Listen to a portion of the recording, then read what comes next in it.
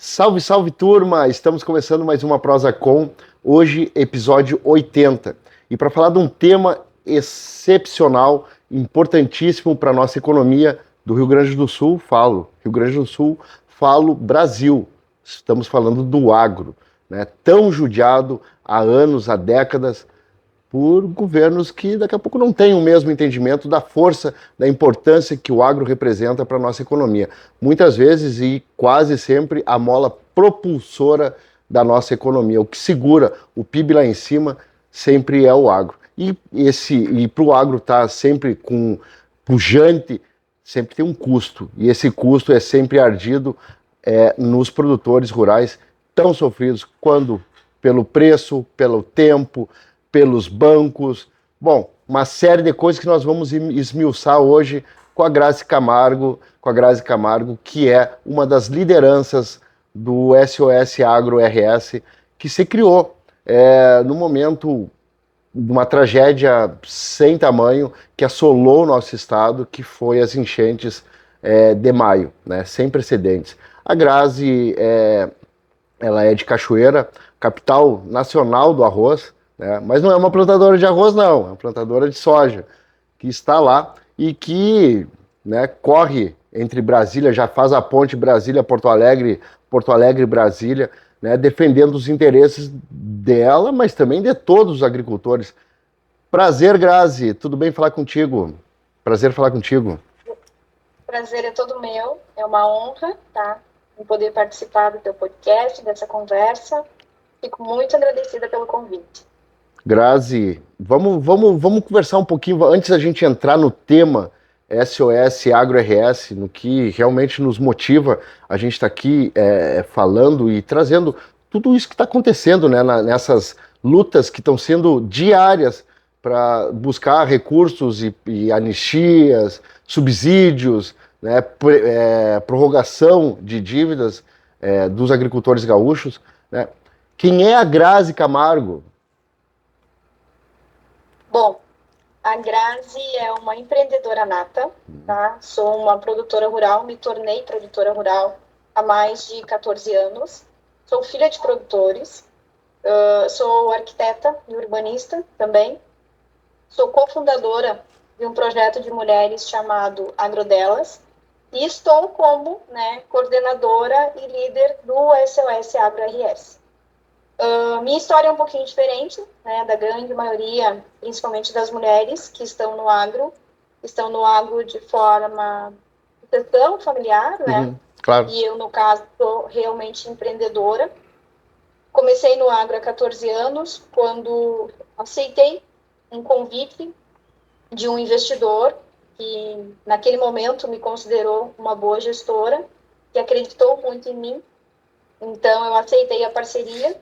Hoje, meu sócio é o meu irmão mais novo. Estamos já nesse negócio há 15 anos, por aí. Dentro desses 15 anos, Jandir, já passei por 5 frustrações de safra, né? E foram muito difíceis para mim, principalmente a primeira, que foi lá em 2012. Eu tive que aprender a lidar com dívidas, não tendo, né, um amparo ou, enfim, uma questão mais segura financeira, Um né? escoro. Porque eu sou arrendatária, Claro. então foi difícil da gente começar, e quando tu tens um projeto assim, que era uma lavoura que tu perdeu tudo, fica muito difícil, Claro. né? De saber lidar com toda essa situação. A nossa primeira frustração de safra, que foi em 2012, a gente colheu 5 sacas por hectare. Nossa. Naquele momento. E naquele momento, meu arrendamento era 6 sacas. Então, ali eu já tive que aprender a lidar com toda essa dificuldade de dívidas, né? Depois daquilo, veio 2019 e 20.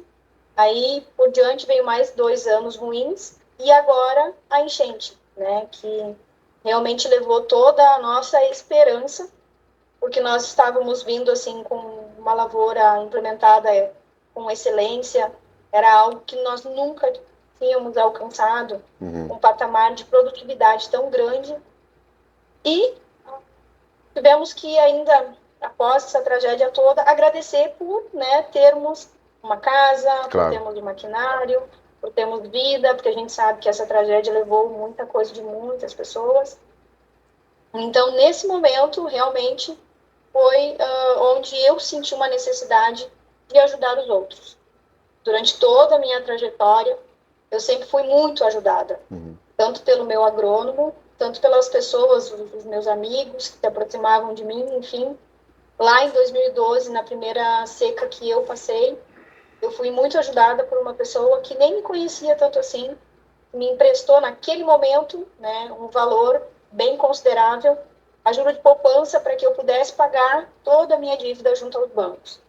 Então, com tudo isso que Deus sempre me proporcionou de ter pessoas boas no meu caminho, eu me senti realmente na obrigação de ajudar os outros. E foi a partir daí que surgiu o movimento SOS Agro RS a partir de 4 pessoas. E hoje nós somos em torno de 40 mil. 40 mil pessoas. E todas elas, eu estou em 2 grupos do SOS Agro.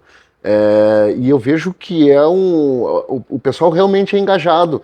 E até eu estava vendo agora esses dias que estavam um querendo ajudar o outro com semente, com maquinário. Ah, vem cá, tá precisando de alguma coisa? Isso não tinha, né? Eu posso te falar, assim, Jandir, que se houve uma coisa de bom durante toda essa tragédia, realmente foi a união, a solidariedade das pessoas, né?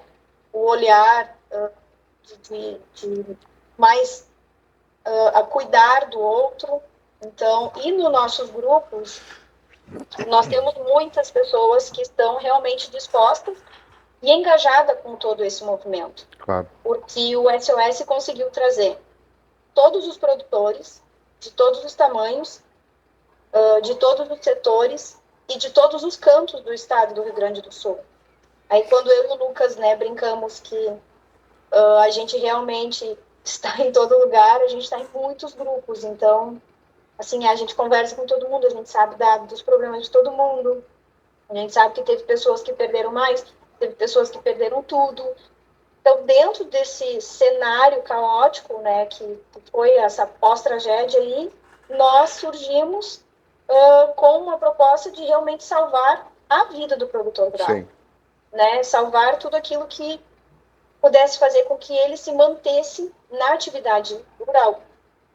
E lá atrás, como eu falei, quando surgiu o movimento, comigo e com o Éder, né, a gente tinha essa pretensão de reforçar o pleito da Farsul. Foi aí que começou tudo, né, que temos uma longa história de manifestações, Claro. movimento. O Antônio da Luz é um amigão meu, mas é um cara que me deu muito suporte, principalmente técnico, né, porque tinha muitas coisas que eu não sabia, até não sei até hoje. Sim. E eu brinco que Deus me colocou nessa nova missão, porque, para mim, eu não sabia nem para que servia um deputado. Olha só. E hoje, né, tenho que conviver com eles diariamente, sábado e domingo, eu ligo à noite, eles me atendem e tudo mais.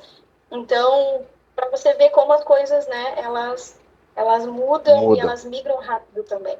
Muito vai da nossa vontade, né, da nossa vontade e da nossa conexão, como é que nós estamos, né, conectados com todo esse pensamento. E que bom, né, tu, oriunda do meio agrícola, né, veio o teu pai era produtor rural, então tu já, de certa forma, já pegou um pouco do tempo lá do transgênico, lá que foi aquele movimento gigante, né, aquela guerra maluca que era para dizer para as pessoas assim, olha, deixa a gente produzir, para os governos, principalmente o governo estadual, que a gente sofreu bastante naquela época, a gente tinha um governo que entendia que não era importante, que o transgênico ia matar as pessoas, e vinha muita influência da Europa para dizer não, segurem a produção, e era um caminho sem volta. E hoje a gente vê que tu não consegue imaginar uma lavoura de soja sem o transgênico, né? A evolução, né, é inevitável. É inevitável. Assim. Eu acredito que sim, que meu pai participou muito dessa época, né? Eu, como meus pais são separados, eu sabia o que era para fora, né? Morei no interior até os meus 9 anos de idade. Depois fui para a cidade com a minha mãe para estudar, enfim. E perdi um pouco dessa conexão. Sim. E aí, quando apareceu proposta do agro, né, que caiu para mim no meu colo, assim, aceitei e me identifiquei de novo, porque, claro, eu tenho o DNA no agro. Tinha DNA. Então, é uma coisa que já gritava, assim, no meu sangue, né? E entrei e me apaixonei. E hoje eu falo com toda a convicção que realmente para ser um produtor, né, ele tem que amar aquilo que ele faz. Porque se não amar, não aguenta. Não fica. Não permanece, não suporta. As dificuldades são gigantes, né? São diárias, assim, as lutas, com tudo que está acontecendo, né? E ainda mais com o que aconteceu especificamente para nós gaúchos. Sim, justamente. Bom, isso que aconteceu, Grazi, essa catástrofe, né, a nível estado inteiro, porque mesmo as regiões que não foram diretamente afetadas foram indiretamente, né? Então não teve um gaúcho que não se compadeceu com o que aconteceu, porque mexeu no bolso de todo mundo, né? Isso, os preços subiram, as pessoas que foram atingidas diretamente foi uma coisa maluca, né? E a região central e as regiões onde tiveram o Vale do Rio Pardo, que eram produtores, né, que são produtores e que tiveram enchentes nas lavouras e o gado, enfim, tiveram também a perca de nutrientes, né, da terra. Então, tudo aquele preparo que foi feito da terra, aquilo que tu conquista há anos, né, 10, 15 anos de preparo, de correção de solo, tudo isso aí, em questão de dias, foi tudo perdido. E como se faz agora para retornar com a excelência da terra, sendo que tu não tem, primeiro, está descapitalizado, segundo, não tem escoro dos governos para buscar o incentivo, e aí como é que faz? Como é que fecha essa conta, Garas? Então, é algo que a gente vem negociando, né, entre aspas, com o governo federal quanto a isso. Porque os produtores rurais sabem que vai levar no mínimo 15, 20 anos para se restabelecer essa estrutura de solo e precisamos sim de incentivo. Então a gente fez uma conta muito rápida agora nessa última semana que passou lá na audiência pública em Brasília, onde nós estávamos com o Ministério da Agricultura e o Ministério da Fazenda, né, o Banco Central e outros bancos, e somente para recuperar. A gente não está falando de voltar para o patamar que nós estávamos antes da tragédia. Custaria em torno de R$5.000 o hectare. Nossa! Tendo em vista que foi perdido 2 milhões de hectares. Então, é um número muito expressivo, né? E a gente realmente precisa do recurso financeiro para poder fazer isso. Porque teve muitas famílias que não têm mais isso. Que não tem mais solo, que não tem mais casa, que não tem mais estrutura nenhuma. Então, esse ponto é um ponto muito delicado, que até o momento nós não temos solução ainda. A safra está acontecendo, sim, ela está, né, em andamento, mas ela está em andamento de uma forma, como é que eu posso explicar para ti? Lenta? De uma forma meio que na sobrevivência, sabe? Ela está acontecendo sem tecnologia, sem inovação, sem o investimento necessário para ter uma produção adequada e uma produção, né, vasta, né, para que a gente possa realmente contribuir na balança econômica do estado do Rio Grande do Sul para a reconstrução do estado, que está totalmente quebrado, dilacerado, enfim. Então, isso vai muito tempo. E fora o quesito recurso financeiro, existe o tempo das pessoas, né? O empenho do tempo dessas pessoas, de novo, fazendo tudo aquilo que vinha fazendo há décadas, há gerações. Então, teve momentos que a gente, claro, a gente fica abalado, assim, quando tu luta, tu conversa e acha que dali vai funcionar, alguma coisa vai dar certo, e chega lá no momento que não funciona e a gente volta de novo. Então, chega um momento que você meio que esmurece, né? Você pensa assim, poxa, será que o governo federal não está vendo que é um estado inteiro do Rio Grande do Sul teve problemas em função de chuvas excessivas que duraram mais de 30 dias? Um período de maio a junho choveu o equivalente ao ano todo, principalmente na minha região. Em 4 ou 5 dias choveu mais de 600 milímetros. Então, é uma tragédia, é uma calamidade. E o governo federal deveria olhar para isso tudo de forma mais atenta, né? Como requer, como demanda Claro. toda a situação. Mas não é o que está acontecendo, infelizmente. É estranho o Brasil do tamanho que tendo a agricultura, o agro, né? O agro daí eu falo agricultura, pecuária, inclusive a pequena propriedade também, né? Tudo é agro. Não tendo subsídio, como que um país altamente produtor de soja, dessas commodities, não tem subsídio? Eu estava fazendo uma prosa umas 4, 5 episódios atrás com o Sartori da AbraSoja, e ele trazia números comparando com os Estados Unidos, comparando com a União Europeia, e o Brasil sem subsídio. O que é o subsídio que o governo propõe pro produtor? É uma taxa de juro um pouquinho mais baixa, mas isso não é subsídio, porque tu vai ter que pagar depois. E como que o produtor paga se ele está descapitalizado? É algo que o que a gente vem tentando mostrar realmente é a importância que o produtor agrícola tem no agro, né? No agro como um todo. Todo mundo fala que o agro é tudo, que o agro não pode parar, que isso, que aquilo. Tá, mas e as pessoas que fazem o agro? Como é que elas vão suportar, né? E passar por toda O psicológico. essa tragédia, e né, se levantar novamente, Sim. se reerguer. E realmente o Sartori é um grande apoiador do movimento. Desde o primeiro momento ele se dispôs, né, a ajudar de qualquer forma. A gente troca muita informação com ele. E o que ele vem falando é fato, né? O Brasil não reconhece, principalmente os produtores rurais, a tal importância que ele tem dentro desse setor. Sim. E agora mesmo que a gente pede para o governo federal é que o governo federal dê um prazo para que a gente possa renegociar as dívidas. Já vamos entrar nesse assunto.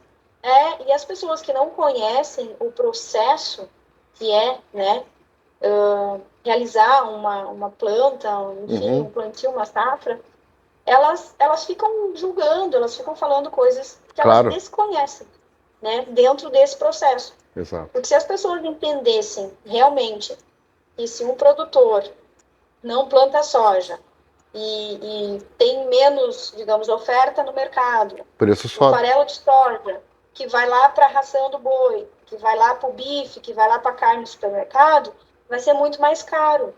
Então, as pessoas não sabem desse processo. E eu acho que isso o movimento também está tentando trazer.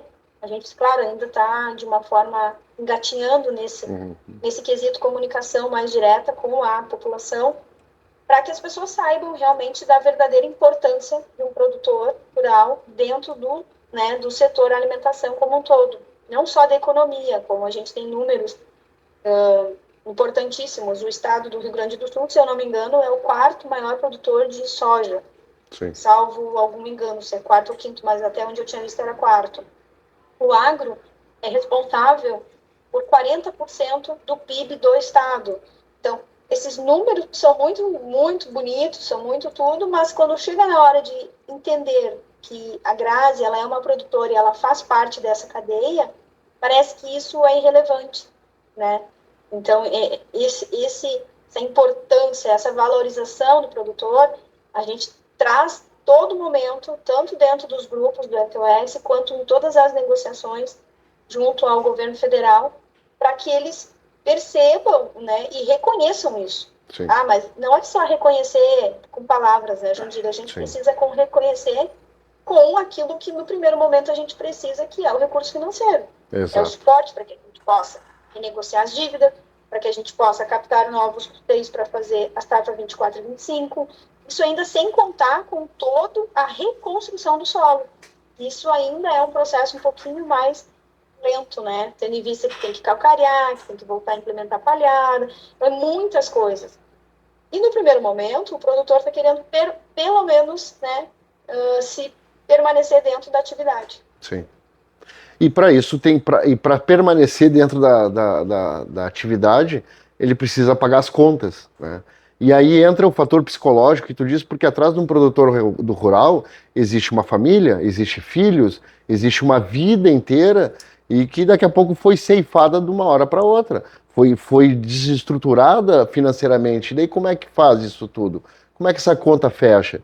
Isso muitas vezes as pessoas que estão de fora não conseguem entender que, mas vamos dar perdão, vamos dar anistia de dívidas, porque se eu pego um empréstimo eu tenho que pagar o empréstimo, ok, mas o teu risco é muito menor do que um produtor que pega óbvio, para se beneficiar também, porque ele pega, vai produzir, ele vai gerar riquezas para ele, mas ele vai gerar alimento.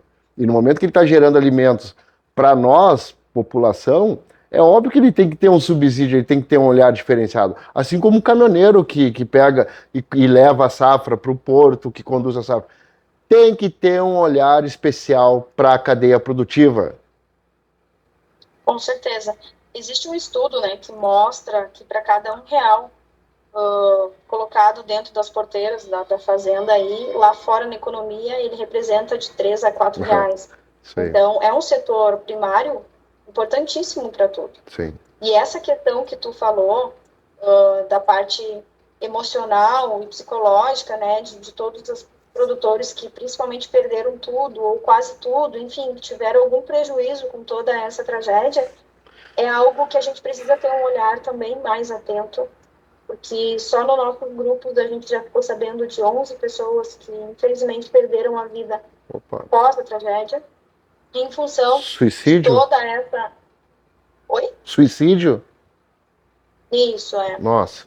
Em função de toda essa tragédia de banco, né, pegando o trator, pegando o maquinário, de pessoas que perderam tudo, que não têm a esperança, que daqui a pouco não tiveram a possibilidade de falar com um de nós, ali, dos coordenadores, para poder dar um amparo, né? Então, pessoas que realmente perderam tudo que elas sabiam fazer, que era produzir.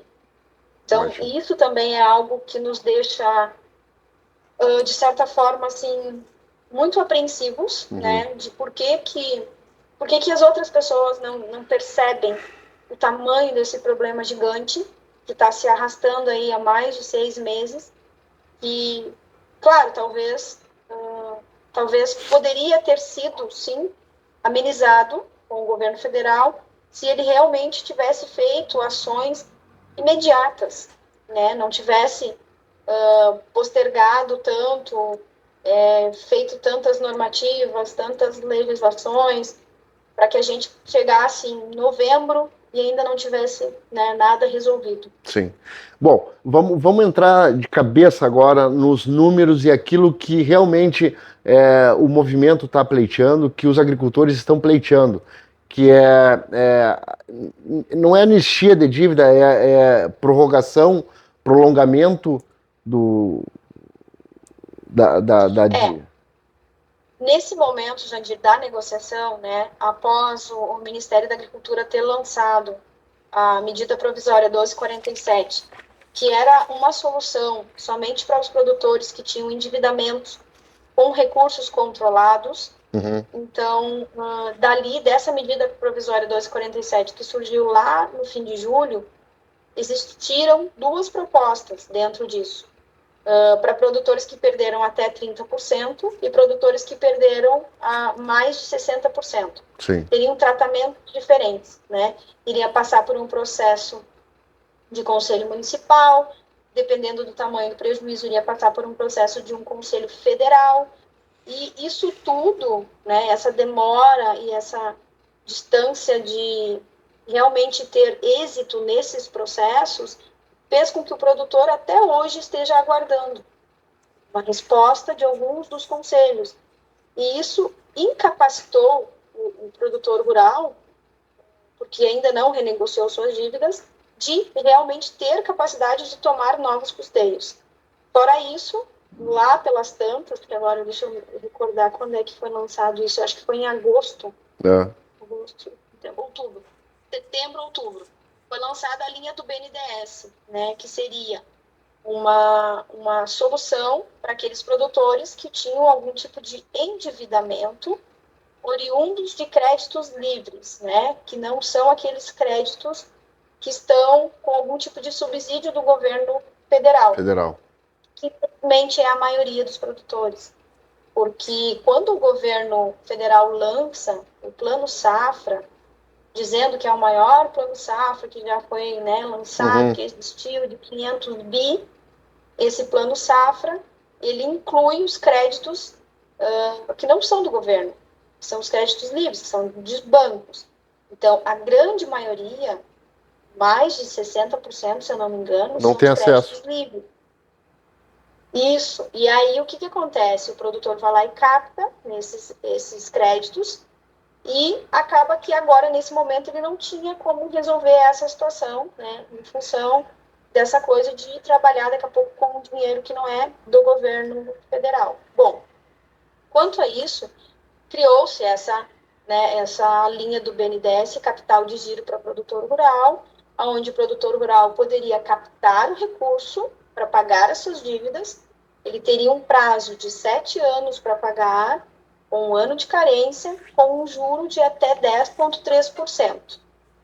Só que, nesse meio tempo, entrou as instituições financeiras, aonde colocaram pré-requisitos, critérios, que fizeram com que barrasse o produtor rural de alcançar esse recurso para poder quitar todo esse endividamento.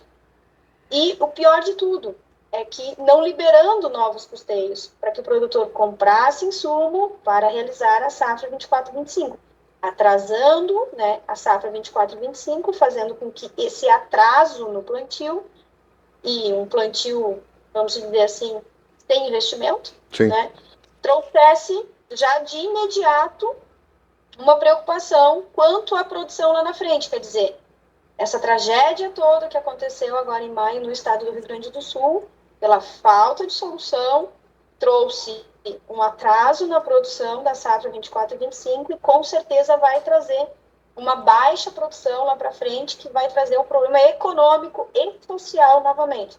Você vê, tamanho de um problema que a gente já tinha, né, em função das chuvas, a gente conseguiu ter um problema gigante agora, porque além disso, os produtores pequenos, isso está acontecendo mais com produtores pequenos, que não conseguiram de forma alguma realizar o plantio com semente que não era certificada, sem adubo, enfim, porque não conseguiu pagar o arrendamento ou as dívidas que tinham, e o banco veio e retirou ali um trator, ou entregou, ou fez um acordo, esses pequenos produtores já estão fora do agro. E aonde a propriedade desse pequeno produtor, ou as terras arrendadas desse pequeno produtor, foram captadas por produtores maiores. Então, a gente tem um problema social também. Esse produtor vai parar de produzir, já parou de produzir, e vai ter que buscar alguma outra atividade na cidade. Então, era algo que a gente vinha alertando, que a gente falava, que a gente não queria que isso acontecesse, porque o produtor rural tem uma missão, que é produzir. E nós queríamos, né, que todo mundo continuasse nessa missão. Então, daqui a pouco vai estar acontecendo novamente o êxodo rural.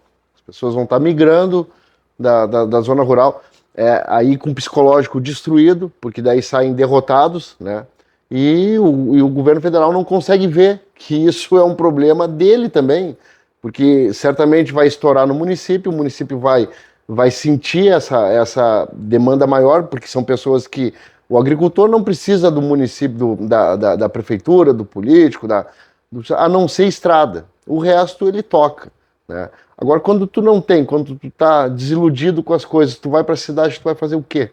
Uma pessoa que viveu a vida inteira no agro, viveu a vida inteira com uma geração, com a segunda geração, trabalhando, trabalhadores do agro, trabalhadores da terra.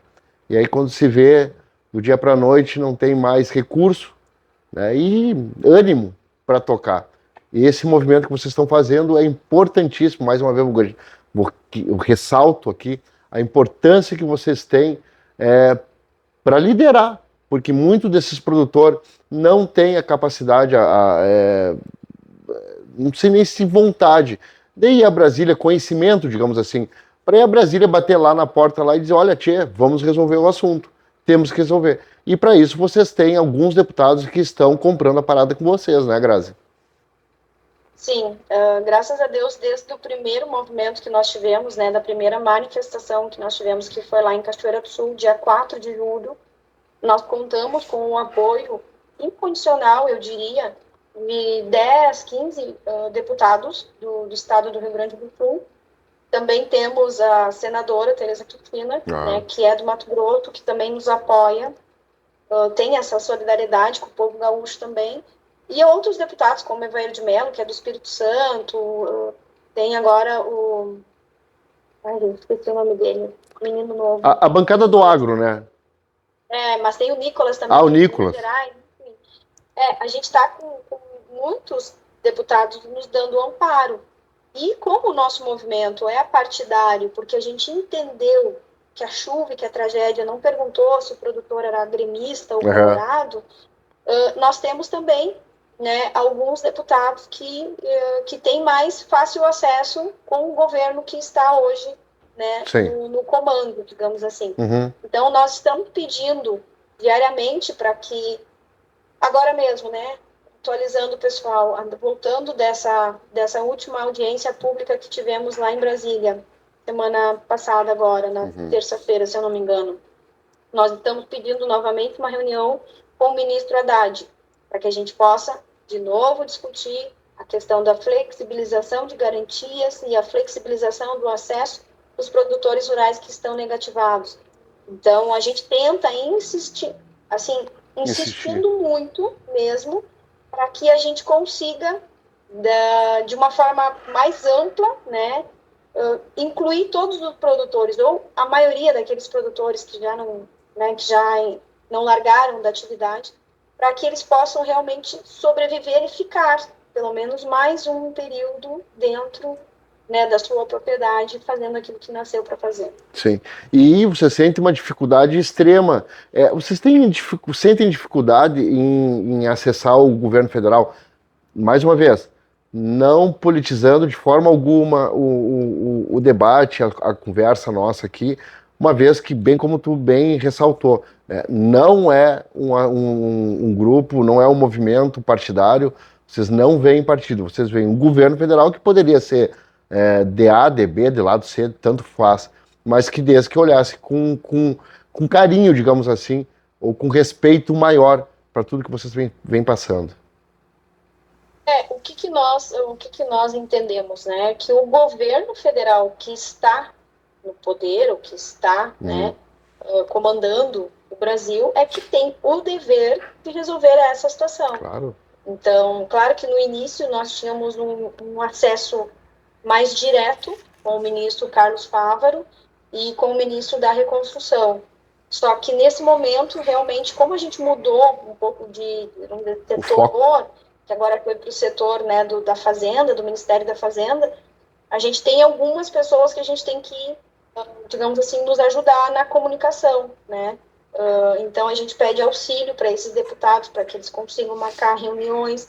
E a gente está, o movimento, Jandir, está sendo muito, como que eu posso te explicar, assim, ele está sendo, portas estão se abrindo quando a gente fala, né, que é do SOS.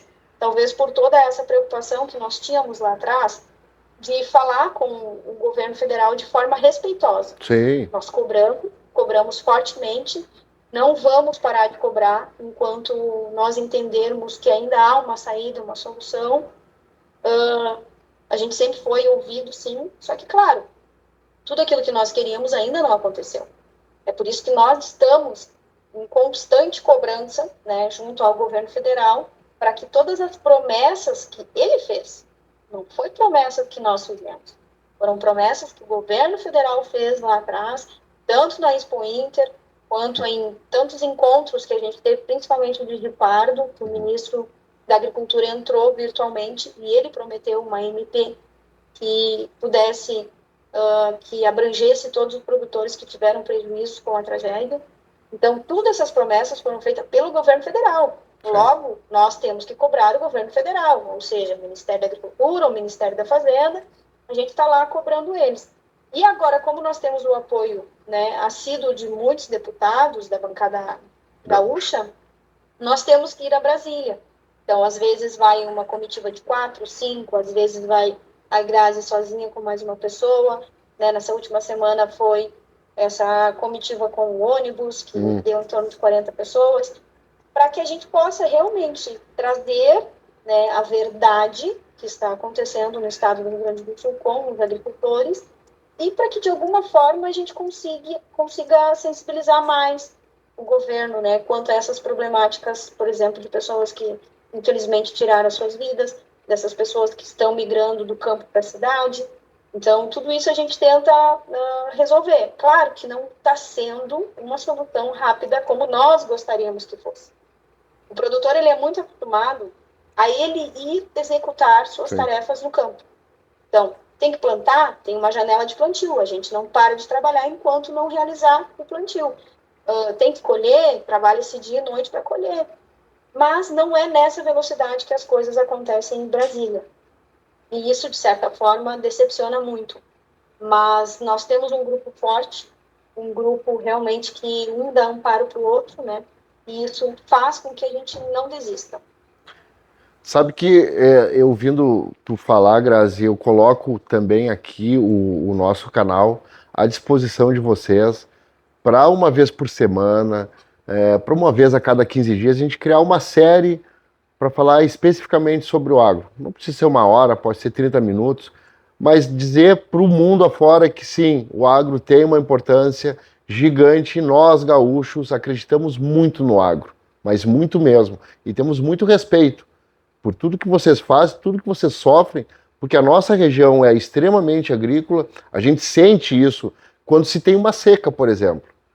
Quando se tem uma estiagem grande e a economia nossa no município para. Ela, de certa forma para, a região para. Porque são altamente produtivos, produtores de grãos, né, e sentem isso no bolso. Consequentemente, o comércio local sente, uma escala, o Estado sente a arrecadação baixa e o país para. É impressionante como que os governantes não conseguem ver a nível federal a importância do agro. E mais uma vez, a importância que vocês têm nesse movimento de sensibilizar as pessoas lá fora e também mostrar para outros grupos da sociedade como um todo, gaúcha principalmente, que sim, que o agro que está sofrendo é o mesmo, é a mesma parte da economia do lojista, porque o lojista depende de certa forma do agro diretamente. O agricultor não tendo, estando descapitalizado, o lojista vai sofrer, porque não vai ter quem compre dele. Então, eu acho que essa união tem que existir e vocês são fundamentais para continuar nesse trabalho árduo, né? Porque vocês são abnegados, porque vocês estão fazendo um movimento por todo, e agora eu gostaria de lembrar isso, mas vocês têm que tocar a propriedade de vocês têm uma janela de planta. Tem gente aqui que estava terminando a colheita e começando a planta de soja. E aí tem que cuidar da umidade. Se não tem umidade mais no solo, não consegue plantar. E aí no meio disso aí vocês têm que ir a Brasília ainda. Então eu imagino como deva ser a tua vida especificamente, Grazi, com tudo isso aí que tu está passando. Então, nesse momento, Gindir, que tu falaste aí que a cidade também tem que, né, ter esse olhar mais de reconhecimento quanto aos produtores, porque todos os municípios do Rio Grande do Sul são agrícolas, eles dependem diretamente ou indiretamente, né, do agro. Lá atrás, quando a gente fez o tratoraço, que nós colocamos 322 tratores dentro de Porto Alegre, né, de uma forma de manifestar nosso problema aí, que nós queremos e precisamos de uma solução. Um dia depois, foi realizado o tratoraço em municípios. Foram mais de 300 municípios que realizaram o tratoraço em suas cidades. E um outro dia depois, se eu não me engano, na sexta-feira, foi feito o dia de luto, onde teve muitos municípios que fecharam o comércio durante um período, né, com o apoio da Federação, se eu não me engano, mostrando esse apoio, né, junto aos produtores rurais e essa solidariedade também. E sim, é muito difícil para nós, produtores rurais, eu como agricultora e produtora, eu realmente abandonei a minha lavoura nesse período, porque eu me dediquei 100% do meu tempo para estar nessa negociação, para estar indo, né, a Brasília, estar à frente. Meu telefone, às vezes é difícil as pessoas falarem comigo, porque eu recebo em torno de 100, 300 ligações e mensagens por dia, de pessoas que me questionam e que buscam, né, um auxílio, Claro. um amparo de alguma forma, seja com questões específicas ou não. E o meu irmão até comentou comigo esses dias, tá, mas tu abandonou a lavoura? Eu disse, mano, graças a Deus eu tenho um sócio. Nesse momento você vai precisar me dar um amparo, porque vai ser a primeira vez durante esses 15 anos que eu, Grazi, não vou subir para cima do meu trator plantar, sabe? Então, o Lucas, que também é um dos coordenadores, está tendo que dar uma atenção, claro, né? Precisa para a lavoura Claro. dele nesse momento, por isso que ele não esteve junto conosco agora, nessa última ida a Brasília. Então, nesse caminho, assim, vai aparecendo pessoas também que se dispõem, tanto o Rafael, enfim, alguns outros produtores, mas é bem difícil para nós, né, que somos do agro, Sim. ter que realmente cuidar da sua propriedade, largar de cuidar da sua propriedade, para estar discutindo leis, né, e formas de manter o produtor na lavoura, na roça. E, ao mesmo tempo, essa união que o movimento trouxe, essa conscientização da importância, né, esse fortalecimento do setor, é muito bonito de se ver, né? Apesar de toda a tristeza da gente ficar debatendo e aos pouquinhos está vindo alguma coisa, tipo, a gente falou lá atrás com o nosso governador que a gente não ia aceitar migalhas, mas é o que está acontecendo, Sim. né? Pouquinho em pouquinho a gente está resolvendo a situação de um grupo de produtores, mais um grupo, e assim a gente vai. É o que a gente tem. E a Sim. gente está aprendendo a lidar com a realidade daquilo que a gente tem nesse momento. Né? Nesse momento tem essa solução, vamos ver quem pode entrar nessa solução. Quem não puder, a gente vai continuar. E por causa de tudo isso que a gente vem fazendo durante todo esse tempo, Jandira, é que o movimento vai continuar. Né? Muitas pessoas pediram para que a gente não feche os grupos, para que a gente continue nessa batalha de melhorias dentro do agro. Então, eu, junto com os outros, decidi que a gente vai manter o movimento. Talvez aconteça, né, que a gente seja um fórum permanente, uma ferramenta, alguma Boa. coisa para contribuir, para melhorar dentro do setor. Perfeito. Sabe que algumas pessoas falaram, porque seria o fato de trancar tudo, de parar o país, de parar rodovias. Será que era o caminho realmente? O produtor hoje tem tempo para parar uma rodovia e ficar 10, 15 dias com tratores parados ali? Eu acho que não, né? Então, foi algo colocado em pauta muitas vezes, né?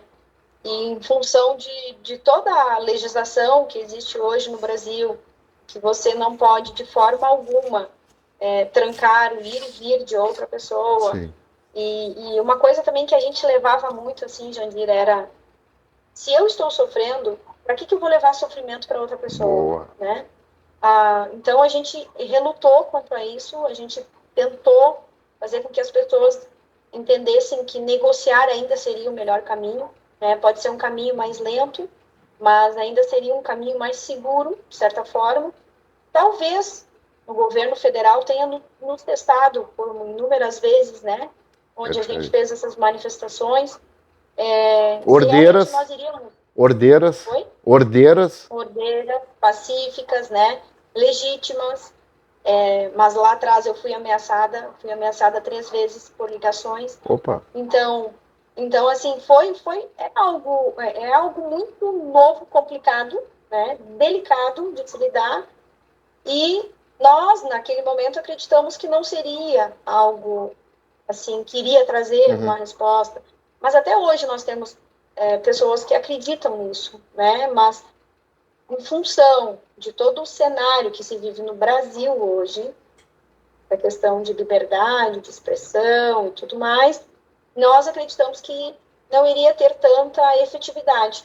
Por isso que toda vez que a gente vai a Brasília, a gente é recebido, né? Nós temos conversado com todo mundo. Pode ser, né? Como a imprensa me questiona, mas vocês não estão sendo enrolados, Grazi? Infelizmente, é o que nós podemos fazer. Tem que fazer, né? É como eu digo lá nos grupos. Se eu fosse uma ministra, ou se eu estivesse no lugar, naquela cadeira lá, com certeza eu já teria resolvido. Só que depende de um querer de alguém. né? Não, infelizmente, não, essas desculpas que dão para a gente de, nós temos o orçamento, não podemos passar do teto, o arcabouço fiscal, não sei o quê. Não é verdade. Não é verdade, porque o Rio Grande do Sul, ele está o estado inteiro em calamidade. E isso dá um respaldo para que o governo federal possa, sim, ultrapassar o teto. Exato. Né? E outra, é uma questão de calamidade, é uma tragédia. Nós precisamos resolver essa situação. Então, eu brinco com o pessoal no grupo dizendo que nós, produtores gaúchos, fomos escolhidos, né, como pessoas resilientes para poder suportar esse processo dolorido que a gente se encontra hoje. Perfeito. Grazi, mais uma vez, então, reforçando, tá aqui, tá à disposição de vocês o canal para quando tu quiser, quando as outras lideranças quiserem fazer o uso das nossas plataformas para falar, seja ela semanal, quinzenal, a hora que vocês quiserem. O agro tem uma importância enorme para nós e a gente sempre vai estar com os canais extremamente abertos. Os microfones estão abertos para vocês.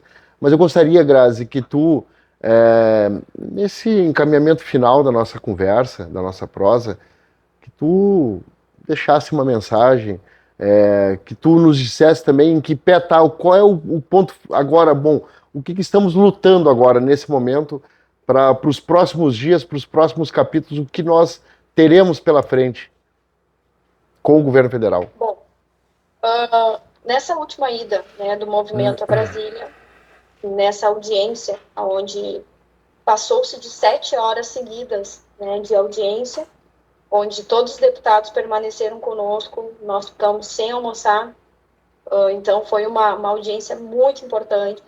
Nós entendemos que, mais uma vez, com todos os testemunhos, o governo federal reconheceu, sim, né, que as medidas que ele propõe não foram eficazes, foram insuficientes, foram umas soluções que estão sendo demoradas no seu processo de se concluir alguma coisa, né?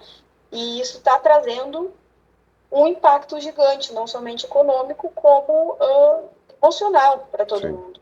E mesmo assim, nós nos mantemos calmos, nós nos mantemos atentos a ouvir e elencamos alguns pontos, né, após a nossa audiência pública, para reforçar que, nesse momento, nós precisamos principalmente de um aporte maior de dinheiro, né, de recurso financeiro, principalmente dentro da linha do BNDES, que é em torno de 10 bilhões. Precisamos também flexibilizar as garantias reais que os bancos, as instituições financeiras estão pedindo, de 2 para 1, quer dizer, se o produtor rural deve 500 mil reais no banco, ele precisa comprovar que tem 1 milhão para poder prorrogar suas dívidas, né? Mesmo num cenário de tragédia. A questão também da flexibilização para aqueles produtores que estão negativados, porque o governo federal lá atrás fez uma lei chamada Lei da PLN, se eu não me engano, 25, a Lei da Desnegativação, que foi algo que não funcionou em nenhum momento. Os bancos consideram, sim, se essa pessoa tem algum tipo de restrição, se ela está no SPC, no Serasa, enfim, essa pessoa não pode ter renegociação, essa pessoa não pode ter novos custeios, ela está impossibilitada de alguma situação, de alguma solução. Pedimos também para que a MP 1247, que caduca, ela termina dia 28 agora de novembro. A gente pediu para que essa MP 1247 seja pautada imediatamente, né, na Câmara dos Deputados. Após a audiência, eu e a Fernanda conseguimos falar com o presidente da Câmara, o Arthur Lira, pedimos, né, para que ele paute essa MP, para que ela possa ser votadas as emendas protocoladas lá em agosto, que são 109 emendas, né, melhorando essa MP que veio num texto vazio, num corpo que não dizia nem o prazo, nem o tempo, nem o juro, nem como. Depois dela foi criado um decreto, onde regulamentou, e depois veio mais 14 legislações. Então aquilo ficou assim um imbróglio, veio uma enxurrada de lei que ninguém entendia, que confundiu a cabeça de muitas pessoas. Então esse processo foi muito frustrante para todo mundo, né? Então a Sim. gente pede para que essa MP seja votada imediatamente. Pedimos também para que o spread do banco, do BNDES, que é 1,5 hoje, ele caia para meio, porque a gente entende e o banco não tem risco nenhum, ele só está pegando um recurso do fundo social, né, e disponibilizando para outras instituições financeiras. Então, ele não tem nenhum risco no meio desse processo. Quem tem um risco é o banco que está renegociando com o produtor. Precisamos também de algum tipo de contas, que a gente chama de contas com créditos livres, e elas se enquadrem dentro da linha do BNDES, que são várias, e está tendo muito problema com os produtores, CPR, CPP, enfim, vários tipos de contas que não estão enquadrando dentro dessa linha, né? Uhum. E pedimos para que as cooperativas elas tenham também um acesso facilitado para poder captar os recursos, para que os produtores, né, que são cooperados dessas cooperativas possam renegociar suas Sim. dívidas com as cooperativas e só assim depois a cooperativa vai liberar os insumos necessários para realizar a safra 24/25. Então, muitas ações que a gente passou explicando lá durante todas essas 7 horas. A audiência começou de manhã, acabou de tardinha. E logo assim, a gente ficou após a audiência, ficamos mais de 1 hora, eu acho, conversando com o seu Cláudio, acho que Moreira é o nome dele. Uhum. Ele é um senhor que trabalha no Banco Central, que esteve conosco durante toda a reunião também, e nos trouxe também algumas respostas, né, e algumas ideias de como a gente pode resolver isso posteriormente. Mas o que nós precisamos agora é manter o produtor rural vivo e na atividade, né? E ainda assim também fizemos um pedido para que não seja desenquadrado, né, os CNPJs do simples tributário, que é uma questão também que está vindo agora e que vai prejudicar todos os produtores das agroindústrias que têm CNPJs, enfim. Então, muitas coisas estão acontecendo assim, Jandir, mas o que nós podemos resumir para que o pessoal, né, entenda é mais recurso financeiro dentro da linha do BNDES e a flexibilização de acesso para todos, ou seja, o produtor diretamente, ou seja, através da cooperativa, né, através dos bancos, para que realmente isso dê um ar para poder respirar, né, um fôlego para que ele continue na atividade. Porque os problemas do agro hoje é gigante, são muitos, e eu vou falar que a grande maioria deles foi causado por causa da demora dessa solução pelo governo federal. Então, um recado final que eu posso dizer para os produtores é que eles não desistam. A gente não pode desistir de um sonho, né, de uma missão. Eu, Grazi, como produtora, eu realmente escolhi ser produtora. Então, eu não vou de forma alguma aceitar que alguém diga para mim que eu não posso mais fazer aquilo que eu sinto no meu coração, que eu tenho que fazer. Então, a mensagem final que eu deixo é essa, né? Que o produtor não perca a esperança, que ele saiba que dentro dos grupos do movimento SOS, ele vai ter ajuda, ele vai ter apoio, ele vai ter amparo de outros produtores. Nós temos pessoas de todos os cantos, com todas as situações, de todos os tamanhos, mas a gente tem um único problema, né? Que é essa questão de não poder permanecer na atividade por causa do endividamento trazido em função dessa tragédia. Mas o produtor não perca a esperança, que nós somos seres resilientes e que nós vamos até o fim. Como foi dito lá atrás, né, a gente começou e a gente não vai desistir enquanto tiver algum produtor que não possa, de alguma forma, continuar na atividade. Meus parabéns, viu? Meus parabéns por essa mulher porreta, né, que tu demonstra ser. Eu chamo assim as mulheres que são muito engajadas, que têm que fogem da curva. E tu me parece ser uma dessas, assim, uma dessas mulheres que escolheu ser produtora rural, uma atividade que não é nada fácil, né? E escolheu, saiu do escritório de arquitetura, saiu de uma faculdade de arquitetura e caiu numa produção rural, numa produção rural, e não parou na produção rural, criou um movimento juntamente com outras lideranças e está defendendo o interesse de todo o gaúcho. Eu digo de todo o gaúcho porque não é só do produtor gaúcho, não, é de todo o gaúcho, porque a economia do campo indo bem, toda a economia vai bem. Mas para finalizar, eu gostaria de te dizer uma coisa, você não precisa nem concordar comigo. Certamente que se essa catástrofe tivesse acontecido em Cuba ou na Venezuela, certamente o BNDES já teria liberado uma linha de crédito já especial lá para esses países, né? Porque certamente eles têm uma importância gigante para o nosso país. Muito obrigado, Grazi. Foi um prazer imenso tê-la aqui. E mais uma vez reforço, o canal está de portas abertas para vocês, para quando vocês quiserem, né, fazer vocês ser mais ouvidas ainda, venham para cá para uma ProsaCom, vocês vão ser muito bem recebidos. Um abraço, uma ótima semana para vocês, fiquem com Deus e que nós tenhamos sucesso com todo esse movimento que vocês estão fazendo. Sucesso, boa sorte, foi um prazer. Bem, obrigada. Abraço.